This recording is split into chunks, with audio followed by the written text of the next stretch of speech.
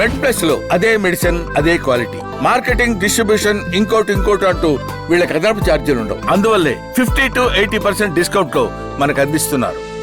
మన షుగర్ అనేది main culprit అవుతుంది. సో ఇప్పుడు రాను ఇంకా కేసులు ఇంకా ఎక్కువైపోతున్నాయి. మొదట్లో లేదు ఇలా, మొదట్లో లేదు. ఇప్పుడు డయాబెటీస్ క్యాపిటల్ ఇన్ ఇండియా, రాను పెరుగుతుంది. జీవనశైలి అదే రకంగా మారుతుంది. అంతకుముందు ఆహారం కోసం నడిచే వాళ్ళం, తయారు చేసుకునే వాళ్ళం. సో ఇప్పుడు ఆహారం కోసము బయట పని చేయాల్సిన పని లేదు, ఇంట్లో వండుకోవాల్సిన పని లేదు. ఇప్పుడు అలాగే ఉంది. సో మనకు అంత ఈజీగా సులభంగా లభిస్తున్నప్పుడు మనకు విపరీతమైన అలవాట్లో తేడాలు వచ్చేసినాయి. సో అంటే ఇప్పుడు ఈ షుగర్ అనేది కిడ్నీని ఏ రకంగా ప్రభావితం చేస్తుంది, లోపల జరిగే కార్యక్రమాలు ఏంటి? అంటే మీ అనుభవంలో ఒక 10 ఏళ్ల పాటు ఎవరైనా షుగర్ ఉన్నదంటే ఆల్మోస్ట్ అతనికి కిడ్నీ సమస్య ఉన్నట్టేనా? సో 20 ఏళ్ళు షుగర్ ఉన్నట్టయితే ఎంత శాతం మంది డయాలసిస్ దగ్గరగా వెళ్తారు? ఇది చెప్పండి. బాగుంది. ఇప్పుడు ఇది పర్టినెంట్ క్వశ్చన్. డయాబెటిక్స్ అందరూ ఇప్పుడు ఇది మనం మాట్లాడుకుంటుంటే డయాబెటిక్స్ ఈ ప్రశ్న వినగానే వీడు ఏం చెప్తాడో సమాధానం చాలా యాంగ్జైటీతో చూడాల్సిన పరిస్థితి ఉంది.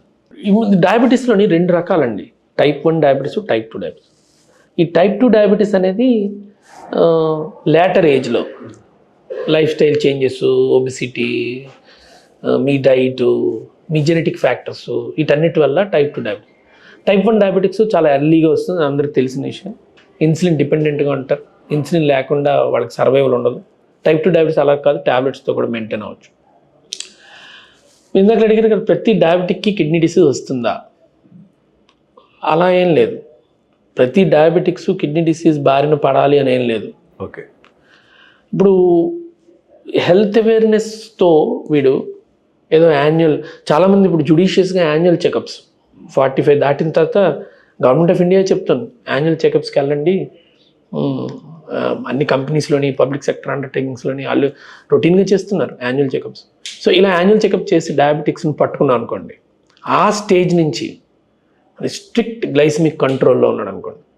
దీని మీద చాలా మంచి స్టడీస్ చేస్తారండి ప్రీవియస్గా. ఏంటి DCCTలు, UKPDS, రకరకాల ట్రయల్స్ చేశారు వీటి మీద. మేము ఎండీలు చేస్తున్నప్పుడు ఇవే అడిగేవారు మమ్మల్ని.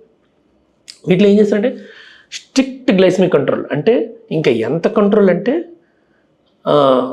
బిలో 100 ఒక గ్రూప్కి ట్యాబ్లెట్స్, ఇన్సులిన్ ఎలాగో అలా ఇచ్చి బిలో 100 షుగర్.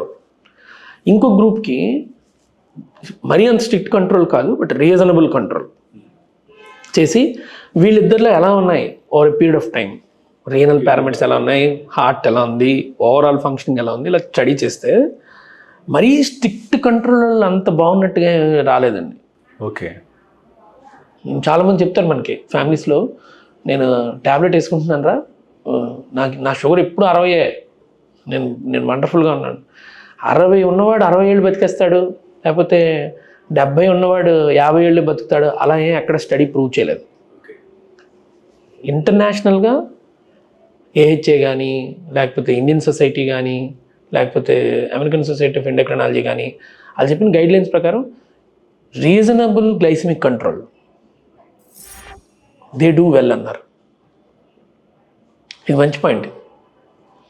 సో ఇందులో ఏం చెప్పారంటే రీజనబుల్గా షుగర్ కంట్రోల్ చేసుకోవాలి. హై షుగర్ కాదు, లో షుగర్ కాదు, మధ్యస్థంగా ఉండాలన్నాడు. But how much is too much అనేది క్వశ్చన్. ఇప్పుడు అది పెద్ద క్వశ్చన్. ఇది ఇండివిజువలైజ్డ్, బికాజ్ వాళ్ళ తాలూకా బాడీ వెయిట్, వాడి బాడీ హ్యాబిటస్, హైట్, వీటిని బట్టి డిటర్మిన్. బట్ యూజువల్గా ఏంటంటే ఇంటర్నేషనల్గా గైడ్లైన్స్ చెప్పినవి ఏంటంటే 6.5 HbA1c. HbA1c ఇప్పుడు అందరూ చేస్తున్నారు. 3 నెలలు షుగర్ ఎలా ఉందో చెప్తారు. 6.5 HbA1c is a reasonable target అన్నారు. ఎంతమంది 5.5 అన్నారు కొన్నాళ్ళు. 5.5 చేస్తే బాగలేదు, 5.5, 6.5 మధ్యలో ఉన్నవాళ్ళు బాగున్నారు, 6 to 6.1 ఇంకా బాగున్నారు. సో ఈ 5 అనే ఫిగర్ వదిలేసి 6, 6.5 మధ్యలో పెట్టుకోండి అన్నారు HbA1c. దానికి మీరు ఏ ట్యాబ్లెట్ వాడతారో, ఏ ఇన్సులిన్ వాడతారో మీ ఇష్టం అన్నారు. సో ఇది 6.5. చాలామంది అడుగుతారు, డాక్టర్ గారు మేము ఎక్కడో చదివామండి, ఫాస్టింగ్ షుగర్ 126 దాటితే డయాబెటీస్ అన్నారండి. ఈ 126 ఎందుకు వచ్చిందండి? నాకు 127 వస్తుందండి, నేను డయాబెటికేనా? బార్డర్. ఇంకోటి ఏమిటంటే నాకు 110 అన్నారండి, 110 నుంచి 126 మధ్యలో ప్రీ డయాబెటిక్ అన్నారండి. సో 110 బిలో రావట్లేదు నాకు, ఎప్పుడు 111 112 ఉంటుందండి. నేను డయాబెటిక్కేనా, నేను ప్రీ డయాబెటిక్కేనా? నేను చాలామంది చాలా రకాల ప్రశ్నలు ఇవన్నీ. సో ఇవన్నీ కరెక్టే. 110 నుంచి 126 మధ్యలో ప్రీ డయాబెటిక్, బిలో 110 ఉంటే నార్మల్, అబవ్ 126 ఉంటే డయాబెటిక్ అని లేబుల్ చేస్తాం. ఈ 126లో 110 ఎలా వచ్చాయంటేనండి, ఇవి మిల్లీమోల్స్ నుంచి మిల్లీగ్రామ్స్లో కన్వర్ట్ చేసినప్పుడు ఈ 126 110 ఫిగర్లు వచ్చాయి. అయితే ఈ డయాబెటిక్స్ అందరూ నెఫ్రోపతి బారిన పడరు. ఓకే. ఇందాక నేను చెప్పిన HbA1c రేంజ్లో, అంటే 6 నుంచి 6.5 రేంజ్లో ఉండగలిగితే చాలామందికి నెఫ్రోపతి రాదు, కిడ్నీ డిసీజ్ రాదు. చాలామందికి అంటున్నారు కానీ అందరికీ రాదు అనట్లేదు ఏంటండి అని అడగచ్చు. ఈ 6-6.5 మధ్యలో ఉన్న వాళ్ళల్లో కూడా కొంతమందికి జెనెటిక్ ప్రిడిస్పోజిషన్ ఉంటుందండి నెఫ్రోపతికి. కొన్ని రకాలైనటువంటి జీన్స్ ప్రభావితం చూపిస్తాయి. వీళ్ళ ఫ్యామిలీలో ఎవరికో diabetic nephropathy, end stage renal disease వచ్చి ఉంటుంది. వీడికి ఆ రిస్క్ చాలా ఎక్కువ అండి. Okay. Even if you maintains between 6 and 6.5, there is a risk for this guy to develop nephropathy. So అంచేత 100కి 100 అని చెప్పలేం, కానీ 100కి 90 మంది అవాయిడ్ చేయొచ్చు ఈ 6-6.5 మధ్యలో ఉంచుకుంటారు. సో అందరికి వచ్చే సమస్య లేదు. ఎంతమందికి వస్తుందని అడిగారు. ఇందాక చెప్పాను కదా, ఓన్లీ ఈ గ్లైసమిక్ కంట్రోల్ లేని వాళ్ళలో మాత్రం చాలామందికి వచ్చేస్తుంది, చాలామందికే వచ్చేస్తుంది. నేను ఎంత అని చెప్పలేను, కానీ almost everybody will develop some kind of nephropathy.